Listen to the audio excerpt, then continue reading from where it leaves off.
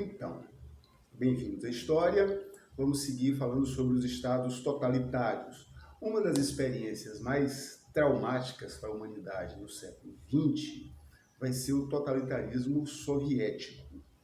Você estudou a Revolução Russa, você sabe que ali da Revolução Russa saíram 4 grandes personagens, na verdade 3 merecem mais destaque, que são o Lenin, que acabou sendo o primeiro líder da Revolução, o Trotsky, que era a grande cabeça pensante da Revolução e, por muitos historiadores, apontado como sucessor natural de Lenin, até por ser muito jovem, tanto quanto Lenin. E o terceiro era o Stalin, uma pessoa que não era muito intelectualizada, mas era um sujeito muito aplicado, muito dedicado à causa revolucionária. Stalin, inclusive, vai ser um dos principais articuladores operacionais da Revolução. Se ele não tinha conhecimento suficiente de sociologia, de economia, de política, para articular as ideias da Revolução, é ele o homem que articula as práticas revolucionárias.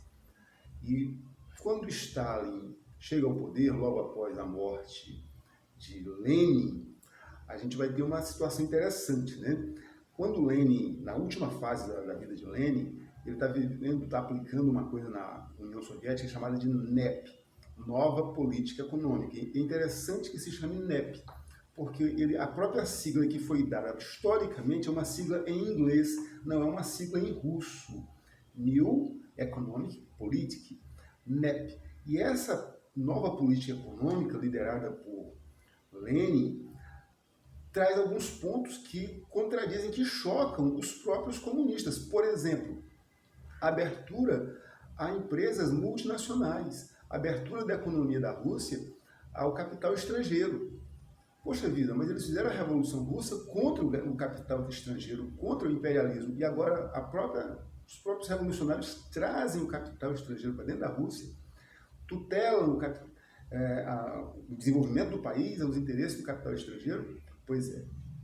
Então, isso eram algumas pequenas contradições que havia no governo de Stalin, de Lenin, que causaram profundas divisões dentro do movimento revolucionário.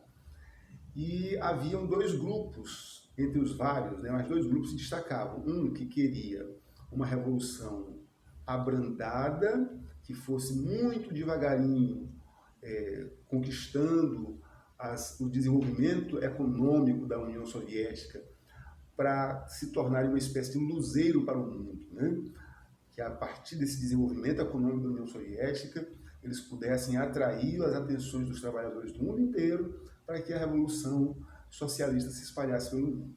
Esse era um grupo. E havia um outro grupo que achava que a Rússia, a União Soviética, deveria imediatamente começar um processo de difusão do ideal revolucionário pelo mundo inteiro. E essas revoluções que ateassem fogo pelo mundo inteiro deveriam justamente provocar o colapso do sistema capitalista, deveriam acender fogueiras em toda parte, fazer com que o capitalismo pegasse fogo, e isso facilitaria o desenvolvimento natural do socialismo na União Soviética e em outras partes do mundo. O que eles entendiam é que a economia russa não poderia viver isolada, eles precisavam integrar a diversos movimentos revolucionários do mundo.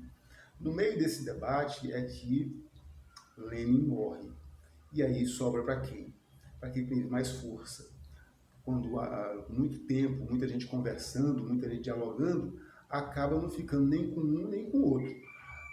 O governo é uma coisa que exige emergência, não dá para ficar conversando muito tempo. As coisas acontecem todo dia. Todo dia tem decisões para serem tomadas. E uma decisão de um dia pode ter efeitos por décadas.